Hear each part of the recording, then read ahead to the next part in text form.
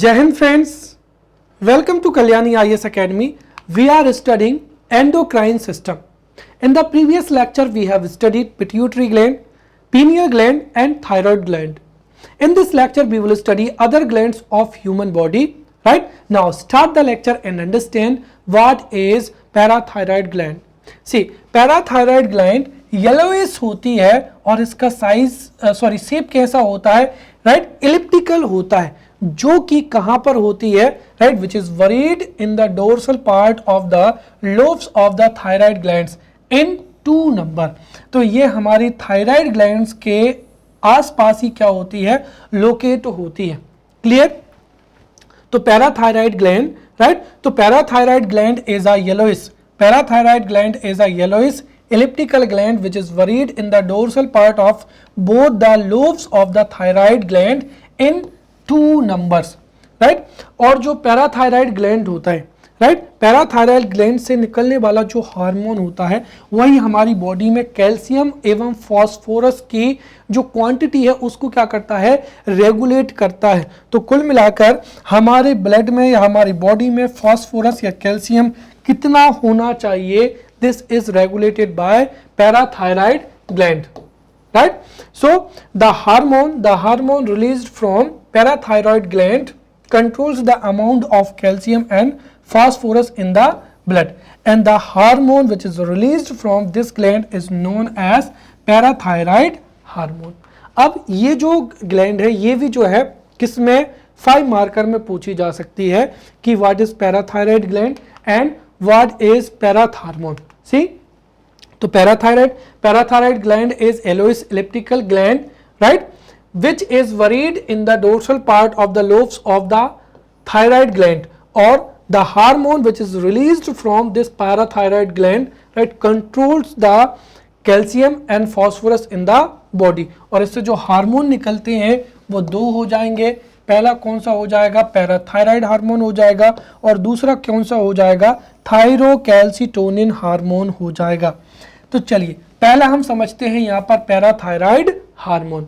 Parathyroid hormone is also known as parathormone, and this hormone is responsible to maintain the quantity of calcium as well as phosphate in the human body, right? तो यह calcium और phosphate को regulate करता है। This hormone regulates the number of calcium and phosphate ions in the blood, right. ये hormone कब release होता है, right? So this is released when there is a lack of calcium in the blood, right. और जैसे ये release होता है so this enhances the absorption of calcium, and इसकी वजह से ही, right, reabsorption in the kidney, right. तो इसकी वजह से जो कैल्शियम की मात्रा है वो क्या होती है, बढ़ने लगती है। Also this hormone together with vitamin D and thyrocalcitonin maintains the ideal amount of calcium in the body, ताकि हमारी जो जितनी भी बोन्स हैं वो क्या हो सके, स्ट्रोंग हो सके और हमारी बॉडी का डेवलपमेंट अच्छा हो सके। तो ये यहाँ पर क्या हो जाएगा, पैराथायराइड हार्मोन हो जाएगा। पैराथायराइड हार्मोन को पैराथार्मोन भी कहते हैं, and this hormone regulates the ions of calcium and phosphate in the blood. ये कब रिलीज होता है, right? So when there is a lack of calcium in the blood then this hormone enhances the absorption of calcium and its reabsorption in the kidney। और इस तरीके से अगर हम देखें so this parathyroid hormone along with vitamin D and thyrocalcitonin, right, it maintains the ideal amount of calcium in the blood। Second क्या हो जाएगा यहाँ पर, थायरोकैल्सिटोनिन हार्मोन हो जाएगा। This thyrocalcitonin hormone is secreted by C cells of the thyroid gland, right, and it increase the excretion of the calcium। तो यह calcium के एक्सक्रेशन के लिए क्या होता है, रिस्पॉन्सिबल होता है। जब कभी भी हमारी बॉडी में, राइट, जब कभी भी बॉडी में there is excessive amount of calcium, then this thyrocalcitonin, right, this thyrocalcitonin hormone increases the excretion of calcium in the urine. इस तरीके से हमारी बॉडी में कैल्शियम की जो क्वांटिटी है या the ideal amount of calcium है ये मेंटेन हो पाता है। नेक्स्ट क्या हो जाएगा यहाँ पर, थाइमस ग्लैंड हो जाएगा। तो देखिए एक प्रीलिम्स में क्वेश्चन पूछा गया था कि ऐसी कौन सी ग्लैंड है जो कि ओल्ड एज में डिसअपियर हो जाती है, वो कौन सी है, यही थाइमस ग्लैंड हो जाती है। और दूसरा क्या कारण है कि there is a low immunity और there is a weak immunity in the old age, उसका कारण भी क्या है, थाइमस ग्लैंड है। तो हम यहाँ पर समझते हैं कि जो बुढ़ापा है या ओल्ड एज है उसमें जो है इम्यूनिटी वीक क्यों होती है, और साथ ही साथ ये थाइमस ग्लैंड को भी पढ़ते हैं। So thymus gland is the important gland of human body.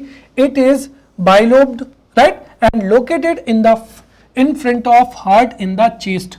तो ये हमारे चेस्ट में हार्ट के ऊपर ही क्या होती है, लोकेट होती है। तो thymus gland, right, thymus gland is bilobed gland, right, and this gland is located in the front of heart in the chest, right. ये ग्लैंड की जो मुख्य कैरेक्टरिस्टिक्स है वो ये है कि this gland remains active in the young age, और यंग एज के बाद में ये ग्रेजुअली क्या होती है, डिकम्पोज होना शुरू हो जाती है। So this thymus gland remains active in the young age what gradually decomposes in the adult age, और ओल्ड एज आते आते ये हमारी बॉडी से क्या हो जाती है, डिसअपियर हो जाती है। अब इस थाइमस ग्लैंड से कौन कौन से हार्मोन्स जो है रिलीज होते हैं, right. So through thymus gland thymosin, thymine first and thymine second are secreted from this thymus gland. Clear. अब इसका जो मुख्य इंपॉर्टेंस है वो समझते हैं। तो एक तो इससे थाइमीन फर्स्ट, थाइमीन सेकेंड और थाइमोसिन जो हार्मोन है वो रिलीज होते हैं, और ये जो हार्मोन है ना, these hormone helps in the making of lymphocyte cells in the body, right। और समझिए कि जैसे ही हमारी बॉडी में, right, when foreign particle और pathogen enters a human body, तो जो टी सेल होती हैं, राइट, ये जो लिम्फोसाइट सेल्स होती हैं वो डिफेंस को तैयार करने के लिए WBC को क्या करती हैं, प्रिपेयर करती हैं। एक तरीके से देखा जाए तो जो लिम्फोसाइट सेल्स होती हैं वो डिफेंस के लिए रिस्पॉन्सिबल होती हैं और WBC के उत्पादन को या प्रोडक्शन को इंक्रीज कर देती हैं। इस तरीके से अगर हम देखा जाए तो थाइमस ग्रंथि, राइट, थाइमस ग्लैंड से निकलने वाले thymosin, thymine first, thymine second hormone अगर, राइट, गुड अमाउंट में क्या होंगे, सेक्रेट होंगे, तो उससे जो लिम्फोसाइट सेल्स हैं, राइट, उनका प्रोडक्शन अच्छा होगा, और लिम्फोसाइट सेल का प्रोडक्शन अच्छा होगा तो उससे हमारा डिफेंस सिस्टम क्या होगा, इंप्रूव होगा। And in this way, right, in this वे हमारी इम्यूनिटी क्या होगी, बूस्ट होगी। सो इनडायरेक्टली हम कह सकते हैं कि these lymphocytes help in establishing a defense system in the body, making antibodies और WBC, राइट। इसीलिए यंग एज में जो इम्यूनिटी है वो काफी क्या होती है, स्ट्रॉन्ग होती है। But this gland disappears in old age, right. तो चूंकि ये ओल्ड एज में डिसअपियर हो जाती है, इसकी वजह से ही जो लिम्फोसाइट सेल्स है वो प्रोड्यूस ही नहीं हो पाती, और लिम्फोसाइट सेल का प्रोडक्शन रुक जाता है, तो उसकी वजह से ही एंटीबॉडीज नहीं बन पाती हैं। इसी वजह से, right, in old age immunity decreases, right. तो इम्यूनिटी क्या हो जाती है, डिक्रीज हो जाती है। नेक्स्ट हो जाएगा यहाँ पर एड्रेनल ग्लैंड हो जाएगा, right. The adrenal gland is small yellowish, right, cap shaped gland located at the top of each kidney. तो ये आप हमेशा याद रखें, जितनी भी हमने ग्लैंड्स पढ़ी हैं वो सब आप याद रखें। जैसे in the previous lecture we have studied pituitary gland, right. तो जो पिट्यूटरी ग्लैंड होती है वो क्रेनियम में होती है, राइट। तो पिट्यूटरी जो ग्लैंड है वो भी क्रेनियम में ही, या एक तरीके से हम देखें तो फोर ब्रेन में लोकेट होती है। तो पिट्यूटरी ग्लैंड फोर ब्रेन में, उसके बाद में पीनियल ग्लैंड जो है वो भी किस में होती है, फोर ब्रेन में ही क्या होती है, लोकेट होती है। उसके बाद में थायराइड, राइट। तो ये ट्रैकिया के नीचे, राइट, ट्रैकिया के आसपास लैरिंग्स के नीचे जो है, या हम कह सकते हैं कि throat, the thyroid gland is located in the throat. उसके बाद में जो फोर्थ हमने पढ़ी थी, फोर्थ ग्लैंड कौन सी पढ़ी थी, पैराथायराइड, राइट। तो जो पैराथायराइड ग्लैंड होती हैं ये थायराइड ग्लैंड के आसपास ही क्या होती हैं, पाई जाती हैं, राइट। तो parathyroid gland is also located in the throat. उसके बाद में जो थाइमस ग्रंथि हमने पढ़ा था, तो जो थाइमस ग्लैंड होती है, thymus gland is located above the heart in the chest. तो जो थाइमस है वो हार्ट के ऊपर लोकेट होती है, तो वहीं एड्रिनल कहाँ पर लोकेट होती है, किडनी के ऊपर। So this adrenal gland is small yellowish cap shaped gland located at the top of each kidney. साथ ही साथ this gland is also called suprarenal gland कहा जाता है, राइट। तो सुप्रारेनल ग्लैंड इसको क्यों कहा जाता है, क्योंकि इससे एक हार्मोन निकलता है FFF हार्मोन, जो कि लाइफ थ्रेटनिंग कंडीशंस में ही रिलीज होता है, और लाइफ में या लाइफ थ्रेटनिंग कंडीशंस में ये सेक्रेट होकर सर्वाइवल के लिए इंपॉर्टेंट होता है, इसलिए इसको राइट सुप्रारेनल ग्लैंड भी कहा जाता है। ये जो एड्रिनल ग्लैंड होती है इसके दो पार्ट होते हैं, right. So there are two portions of this adrenal gland. The outer part, right? So the outer part of the adrenal gland is known as adrenal cortex, whereas the inner part of this gland is known as adrenal medulla. तो outer part को क्या कहा जाता है, adrenal cortex कहा जाता है, और इनर पार्ट को क्या कहा जाता है, एड्रिनल मेड्यूला कहा जाता है। अब हम समझते हैं एड्रिनल कॉर्टेक्स, राइट। तो adrenal cortex is the upper part of the adrenal gland, और this constitutes the 70 to 90% of the gland। तो जो अपर पार्ट होता है जिसको एड्रिनल कॉर्टेक्स कहते हैं, वो पूरी की पूरी ग्लैंड का 75 से कितना होता है, 95% होता है, जिससे 40 to 40 टाइप्स ऑफ हार्मोन्स क्या होते हैं, रिलीज होते हैं। कितने, 40 से 45 टाइप्स के जो है हार्मोन्स रिलीज होते हैं, और इन सभी हार्मोन्स को राइट सर्टियोस्टेरॉइड्स कहा जाता है। क्या कहा जाता है, सर्टियोस या कॉर्टियोस्टेरॉइड्स कहा जाता है, राइट। तो कॉर्टियोस्टेरॉइड्स जो हार्मोन्स होते हैं वो एड्रिनल कॉर्टेक्स से ही रिलीज होते हैं। नेक्स्ट क्या हो जाएगा, एड्रिनल मेड्यूला हो जाएगा, right. So adrenal medulla is the inner part of the adrenal gland, and this accounts for only 10 to 25% of the gland. और एड्रिनल मेड्यूला से दो हार्मोन्स रिलीज होते हैं, जिसमें पहला क्या हो जाएगा, एड्रेनलिन हो जाएगा, राइट। और इसके साथ में क्या हो जाएगा, नॉर एड्रेनलिन हो जाएगा। तो जो एड्रेनलिन हार्मोन है उसको हम बहुत अच्छे से यहाँ पर समझते हैं। तो देखिए जो एड्रेनलिन हार्मोन है, this stimulates the non stretched muscles, right. तो यह नॉन स्ट्रेच्ड जो मसल्स हैं उनको क्या करता है, स्टिमुलेट करता है। साथ ही साथ ये जो एड्रेनलिन हार्मोन होता है, this hormone is released bye adrenal medulla in the life threatening conditions, right. तो जब भी आपकी लाइफ को थ्रेट होता है तो उस कंडीशन में this adrenaline hormone is released, right. और जब ये इसका एक्सेसिव क्या होता है, रिलीज होता है, तो उसी की वजह से एंगर, फियर, मेंटल स्ट्रेस और क्या होते हैं, बिजीनेस होती है। और इसके रिलीज होने से जो डिसीजंस हैं वो can be taken appropriate steps in critical situations. Clear. यहां पर एक चीज तो मैं बता दूं कि अगर जो एड्रेनलिन हार्मोन है वो एक्सेसिव अमाउंट में क्या होता है, रिलीज होता है, तो this leads to the anger, fear, mental stress and क्या हो जाएगा, विजीनेस हो जाएगा। बट एक्चुअली में अगर हम देखें तो जो एड्रेनलिन हार्मोन है यह लाइफ थ्रेटनिंग कंडीशंस में ही क्या होता है, रिलीज होता है। और जब यह लाइफ थ्रेटनिंग कंडीशंस में रिलीज होता है तो यह डिसीजंस, एप्रोप्रिएट स्टेप्स लेने के लिए क्या करता है, स्टिमुलेट करता है। इसीलिए इसको क्या कहा जाता है, लाइफ सेविंग हार्मोन भी कहा जाता है या इमरजेंसी हार्मोन भी कहा जाता है। फॉर एन एग्जांपल अगर हम देखें यहाँ पर, जैसे मान लेते हैं कि you are walking on the road and there is problem in your leg and you can not run, but अगर आपके पीछे लॉइन लग जाए और आपको पता है कि अगर इफ यू डोंट रन तो लॉयन आपको क्या कर जाएगा, खा जाएगा। तो उस स्थिति में आप ये नहीं सोचेंगे कि मेरे पैर में प्रॉब्लम है, right. You will run as fast as you can.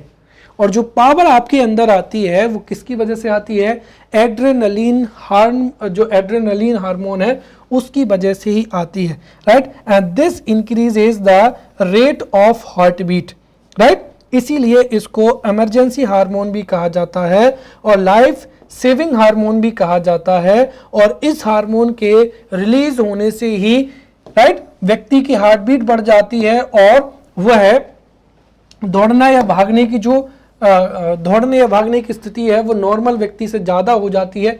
इसीलिए इसको ट्रिपल एफ हार्मोन या फाइट फ्लाइट फ्राइट हार्मोन भी कहा जाता है।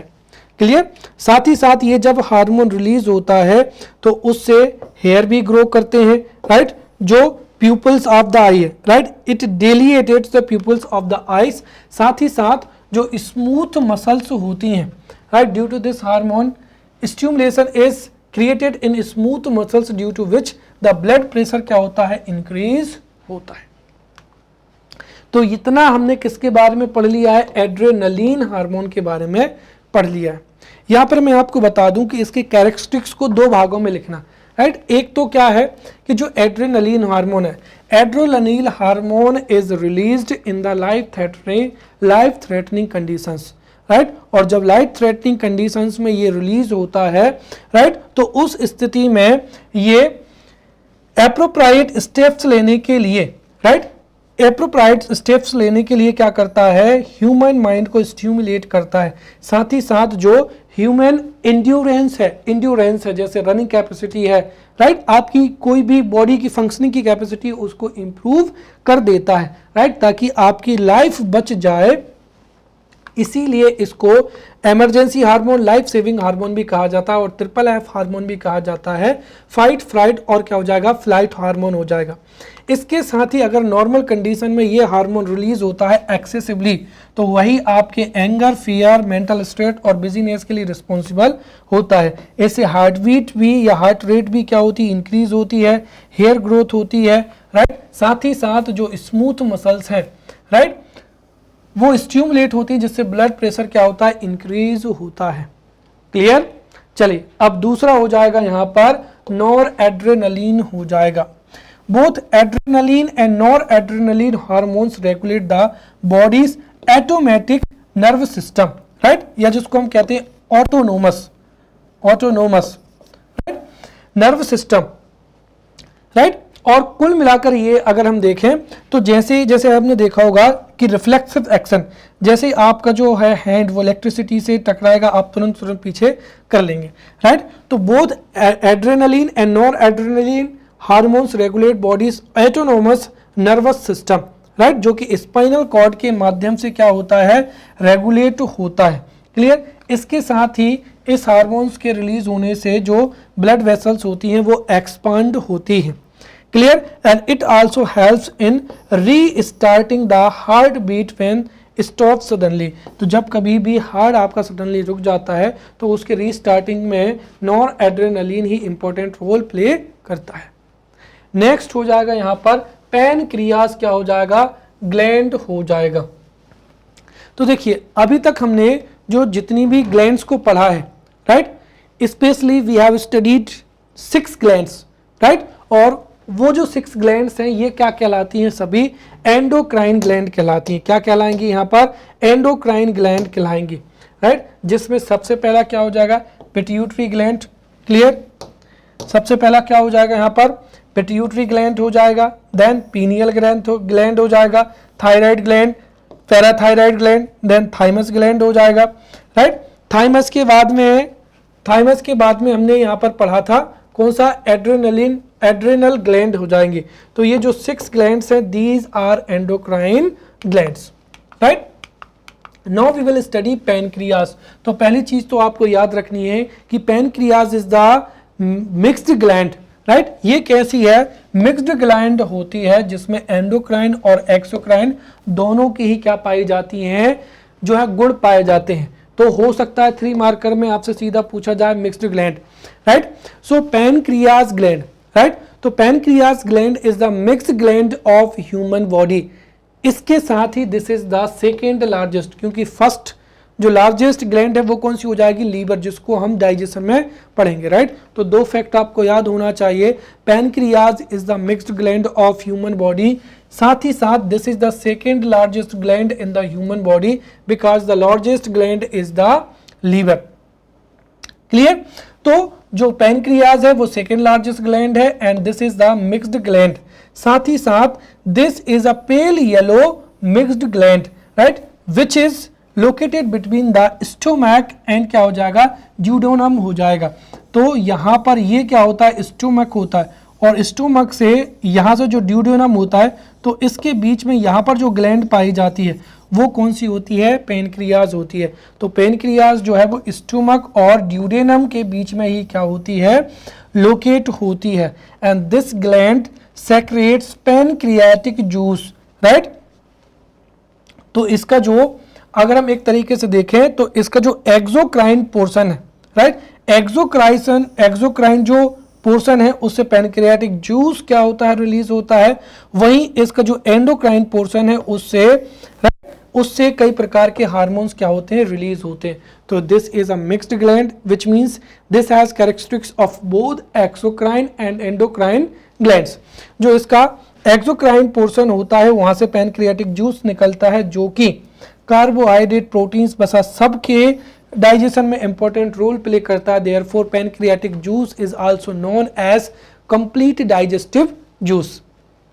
जो इसका एंडोक्राइन पार्ट होता है, right, the endocrine part of pancreas, right, pancreas जो कि कितना होता है 1 और 2% होता है, right. So the endocrine part of this gland which is 1 or 2% is mainly composed of clusters of 4 types of cells और इनको कॉमनली क्या कहा जाता है, लैंगरहैंस आइसलैंड कहा जाता है, right. So this clusters of 4 types of cell is known as Langerhans island कहा जाता है, राइट।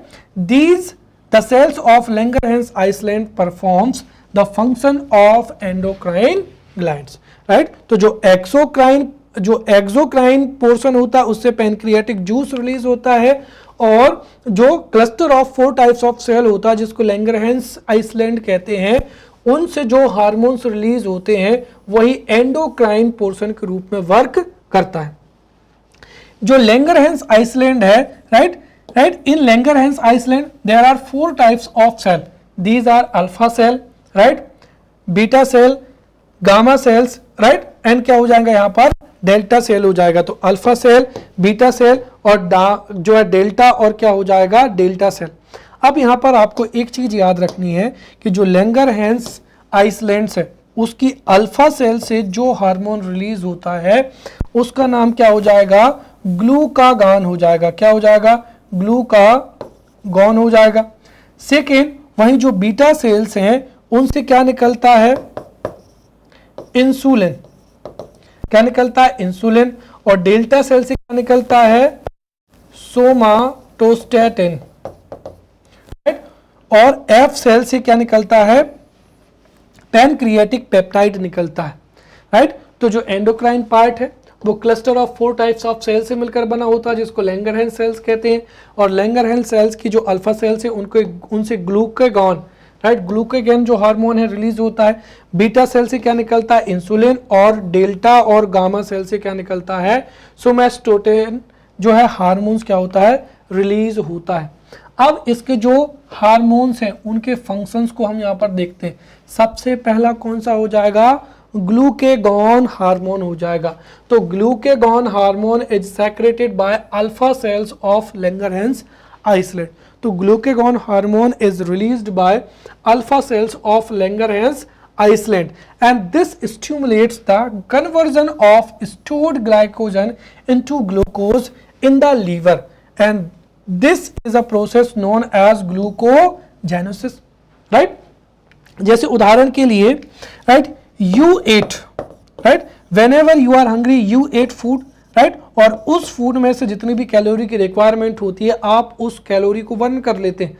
बट जो एक्सेसिव कैलोरी होती है वो लीवर उनको ग्लूकोज को ग्लाइकोजन में क्या कर देता है, कन्वर्ट कर देता है।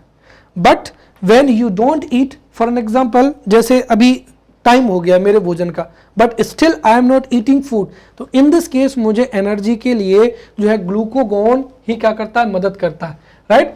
तो glucagon, right, glucagon is the hormone which stimulates the conversion of stored glycogen in glucose in the liver, and this process is known as glucogenesis, right, which means this increases the amount of glucose in the blood and it helps in the production of glucose in tissues.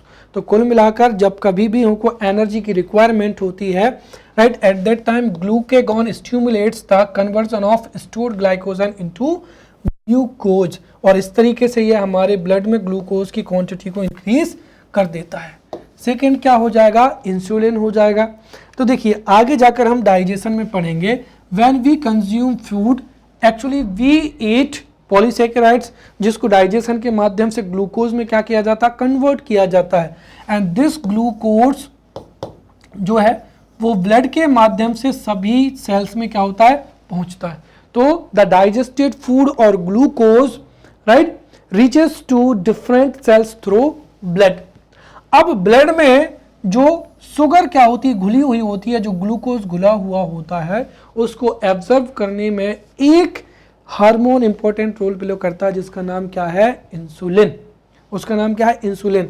तो देखिए insulin is the hormone which is secreted by beta cells of the Langerhans island and it significantly increases the rate of conversion of glucose to glycogen in the muscles and क्या हो जाएगा, liver. तो पहली चीज तो क्या हो जाएगा, right, it significantly increases the conversion of glucose to glycogen in muscles and क्या हो जाएगा, लीवर हो जाएगा।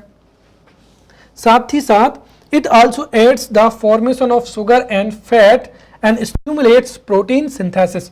तो एक तो ये ग्लूकोज को ग्लाइकोजन में कन्वर्ट होने के लिए क्या करता है, स्टिमुलेट करता है, प्रोटीन सिंथेसिस के लिए इंपॉर्टेंट रोल प्ले करता है, और जो इसका सबसे तीसरा महत्वपूर्ण रोल है वो क्या है कि if pancreas stops producing hormones insulin the amount of sugar in the urine and blood increases.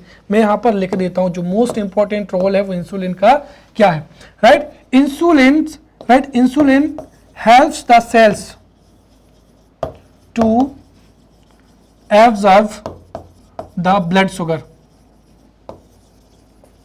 कुल मिलाकर यह है कि यदि इंसुलिन का सेक्रेशन नॉर्मल होगा तो this insulin helps cells to absorb the blood sugar, right, blood sugar from the blood. अगर इंसुलिन अच्छा होगा तो जो जितनी भी सेल्स हैं वो ब्लड से ग्लूकोज को क्या कर लेंगे, एब्जॉर्व कर लेंगे, और इसी वजह से उनको ऑक्सीडेशन के माध्यम से एनर्जी क्या हो जाएगी, प्राप्त हो जाएगी। बट यदि इंसुलिन का लेवल क्या होता है, लो होता है, तो लो लेवल होने की वजह से the cell are unable to absorb the sugar from the blood. Therefore हमारे ब्लड में और यूरिन में शुगर का लेवल क्या होता है, इंक्रीज हो जाता है, और इसे ही क्या कहा जाता है, डायबिटीज कहा जाता है। So if there is a lack of insulin this will lead to diabetes, right. और जो डायबिटीज मिलेटिस जो डिसीज होती है वो इसी की वजह से होती है, जो कि एक क्या है, लाइफ स्टाइल डिसीज होती है, ठीक है। इसके साथ ही अगर हम देखें तो the amount of glucose increases, glucose starts excreted in the urine, और जो ग्लूकोज है वो हमारे यूराइन से क्या होता है, बाहर निकल जाता है। और चूंकि हमारी सेल्स जो उस ग्लूकोज है उसको एब्जॉर्व नहीं कर पाती हैं, जिसकी वजह से क्या होता है, राइट, इसकी वजह से हमारी सेल्स को एनर्जी नहीं मिल पाती है, जिसकी वजह से कई प्रकार की जो है समस्याएं जाती हैं। समझ में आ गया। तो जो इंसुलिन है, insulin is secreted by beta cells of the Langerhans Iceland.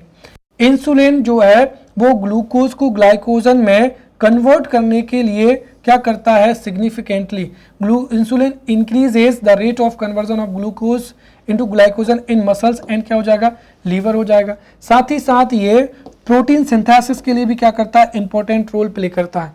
But इसका जो मोस्ट इंपॉर्टेंट वर्क है वो क्या है, insulin helps the cells to absorb glucose और शुगर फ्रॉम द ब्लड। और अगर इंसुलिन का लेवल अच्छा होगा तो हमारी सेल्स ब्लड से शुगर को एब्जॉर्ब कर लेंगी और हमारी एनर्जेटिक रिक्वायरमेंट फुलफिल हो जाएगी। But if there is a lack of insulin तो उससे the cells would not take the sugar from the blood and this will lead to the increase of sugar in urine and blood, right, and this will lead to diabetes or diabetes mellitus, right, और इसके साथ ही जो glucose की मात्रा है वो बढ़ती चली जाती है। in this case right, glucose starts to be excreted from the urine, right, और इसकी वजह से ही फिर हमारी बॉडी में कई प्रकार की प्रॉब्लम होती है। इसकी नेक्स्ट कंडीशन भी पढ़ते हैं और वो क्या है, ओवर प्रोडक्शन।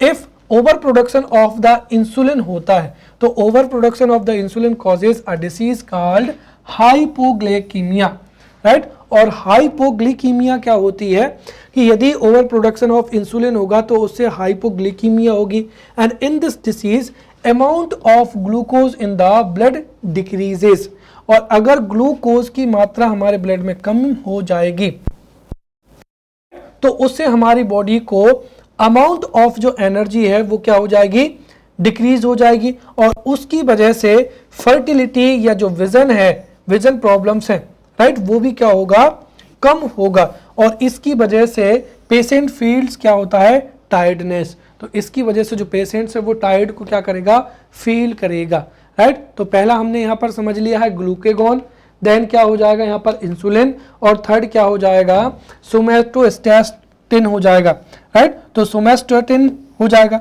तो somatostatin hormone is secreted by delta और gamma cells. This hormone is polypeptide which increases the duration of assimilation of digested food। assimilation का मतलब क्या होता है, the use of digestive food in the growth of cells as well as tissues, right। तो ये जो somatostatin जो hormone है ये assimilation of food, digestive जो फूड है उसको इंक्रीज करता है। Now we will study gonads, right. और जो गोनेड्स होते हैं वो क्या होते हैं, मेल और फीमेल रिप्रोडक्टिव ऑर्गन्स होते हैं, और साथ ही साथ ये सेक्सुअल डेवलपमेंट के लिए ये हार्मोन्स को भी क्या करते हैं, रिलीज करते हैं, राइट। तो गोनेड्स से कौन कौन से सेक्स हार्मोन्स रिलीज होते हैं उसको समझने के लिए हम पूरा का पूरा टॉपिक ही अच्छे से समझ लेते हैं ताकि right you won't have any type of doubt. तो हम शुरू से शुरू करते हैं कि गोनेड्स क्या होती हैं, कितने टाइप के होते हैं। तो देखिए gonads are female and male reproductive organs होते हैं। तो gonads are male and female reproductive organs, rights. और अगर हम देखें तो मेल में जो रिप्रोडक्टिव ऑर्गन्स होते हैं वो क्या होते हैं, टेस्टिस होते हैं, और फीमेल्स में क्या होती हैं, ओवरीज होती हैं। तो ये दो चीजें आपको पता हो गई, right. Gonads are the female and male reproductive organs, testes are the male gonads and ovaries are the gonads in females. These reproductive organs are essential for sexual reproduction। तो इन्हीं gonads के माध्यम से ही सेक्सुअल क्या होता है, reproduction होता है, since they are responsible for the production of male and female gametes, right। Gonads are also responsible for producing sex hormone, right, required for the development and growth of primary as well as secondary sexual characteristics, right। तो पहली चीज तो क्या है कि जो gonads है वो सेक्सुअल रिप्रोडक्शन के लिए इंपॉर्टेंट होते हैं, क्योंकि जो मेल और फीमेल गैमेट्स है वो इन्हीं मेल और फीमेल रिप्रोडक्टिव ऑर्गन से ही क्या होते हैं, तैयार होते हैं। दूसरी चीज जो गोनेड्स है, gonads are also responsible for the producing sex hormones, और यही सेक्स हार्मोन्स जो हैं, सेक्स हार्मोन्स जो हैं वो development and growth of primary sexual characteristics और सेकेंडरी सेक्सुअल कैरेक्टरिस्टिक्स के लिए रिस्पॉन्सिबल होते हैं। इसके साथ ही जो जर्म सेल्स होती हैं, the gonads also function as endocrine glands. अब हम यहाँ पर समझते हैं कि जो सेक्स हार्मोन क्या होते हैं, क्लियर।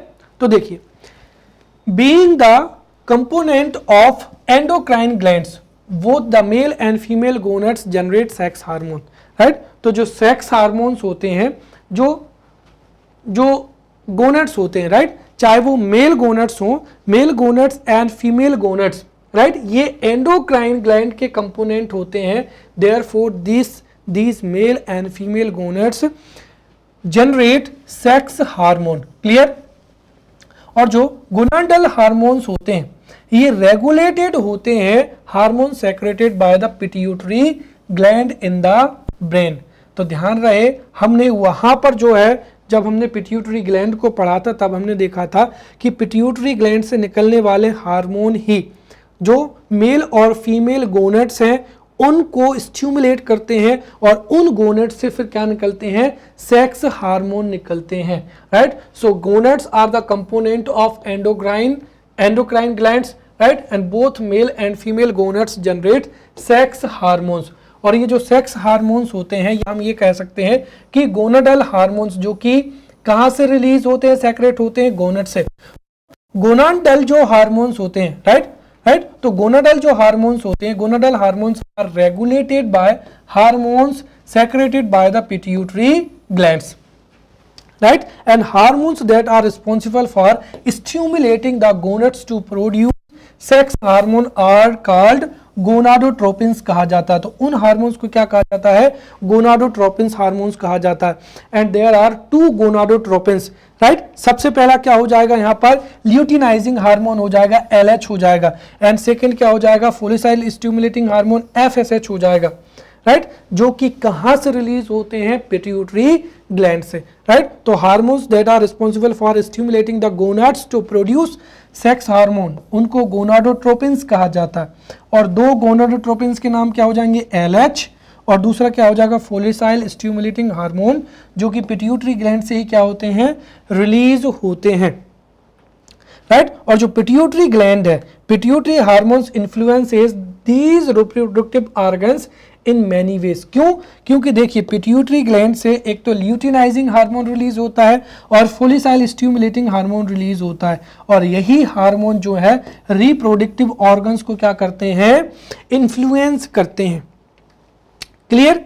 अब अगर हम देखें तो the testes are stimulated by luteinizing hormone to secrete sex hormone testosterone, और ओवरीज कौन सा, एस्ट्रोजन और प्रोटोजन।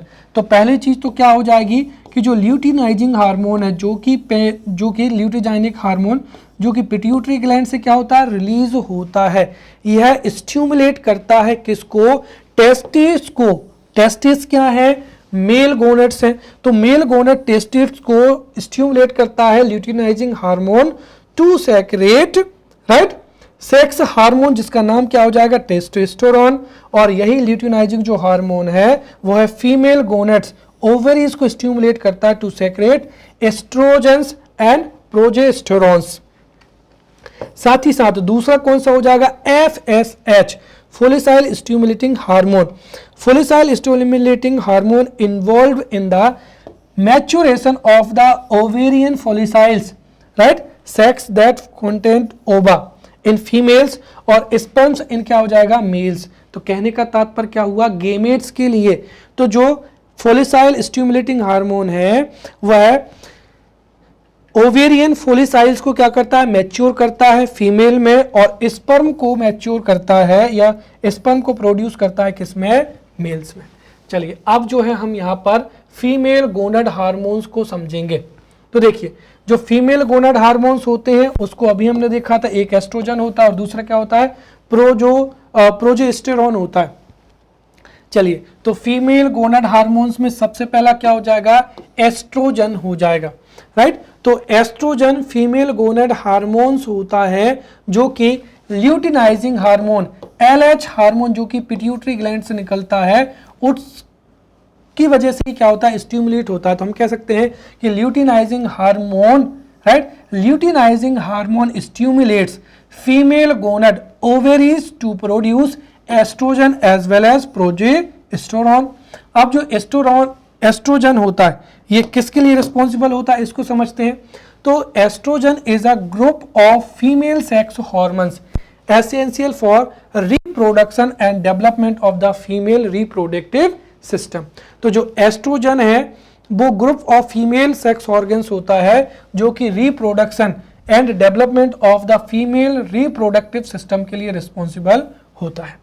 Oestrogens are responsible for maturation and growth of vagina, uterus and widening of pelvis, breast and uterus changes during the menstrual cycle and increasing the growth of hairs and क्या हो जाएगा body। तो इन characteristics के लिए oestrogen क्या होता है, responsible होता है। वहीं प्रोजेस्टेरोन, तो progesterone are the hormones whose function is to prepare the uterus for conception, right? Conception के लिए regulating changes in the uterus during menstrual cycle and ovulation aids and stimulating gland development for the production of milk during the pregnancy, right? तो ये progesterone के क्या होते हैं, यहाँ पर जो है कैरेक्टरिस्टिक्स होते हैं। Clear? Now we will study male gonad hormones. अब हमको पता है कि देखिए सबसे पहली चीज तो मेल गोनाड हार्मोन्स क्या होते हैं, गोनाड्स क्या होते हैं, टेस्टेट्स। तो हमने अभी समझा है कि जो ल्यूटिनाइजिंग हार्मोन होता है, luteinizing hormone which is secreted by pituitary gland, right? और जो ल्यूटिनाइजिंग हार्मोन है दिस स्टिमुलेट्स मेल गोनाड्स, जिसको क्या कहा जाता है, testes, to produce male gonad hormone, जिनको क्या कहा जाता है, एंड्रोजेंस कहा जाता है। तो androgens are hormones that majorly influence the development of male reproductive system. और उसमें सबसे पहला क्या हो जाएगा, टेस्टोस्टेरोन। तो testosterone is responsible and essential for increased growth of bone, muscle and growth of body hair, developing broader shoulder, voice deepening हो जाएगा या ग्रोथ ऑफ क्या हो जाएगा, पेनिस हो जाएगा। तो ये सभी क्या होते हैं, सेक्सुअल कैरेक्टरिस्टिक्स होते हैं जो कि टेस्टोस्टेरोन की वजह से क्या होते हैं, डेवलप होते हैं। साथ ही स्टेनोडियोनाइन हो जाएगा, राइट? तो स्टेनोडियोनाइन हो जाएगा, right? These are the hormones that act as precursor to oestrogens and testosterones. फिर तीसरा क्या हो जाएगा, यहाँ पर इनहिबिन हो जाएगा। So these hormone inhibit the release of follicle stimulating hormone and thought to be involved in the sperm cell regulation and क्या हो जाएगा, डेवलपमेंट हो जाएगा। तो इस तरीके से हम मेल जो गोनाड हार्मोन्स है उनको भी बहुत ही अच्छे से समझ चुके हैं, राइट? तो in this way we have studied endocrine system, we have studied endocrine gland, we have studied exocrine gland, we have studied mixed gland, and as well as we have studied different glands and hormones released by them, right? So in this way we have studied the topics of endocrinology as well as hormones. Now we will meet in upcoming lecture. Till then, thank you.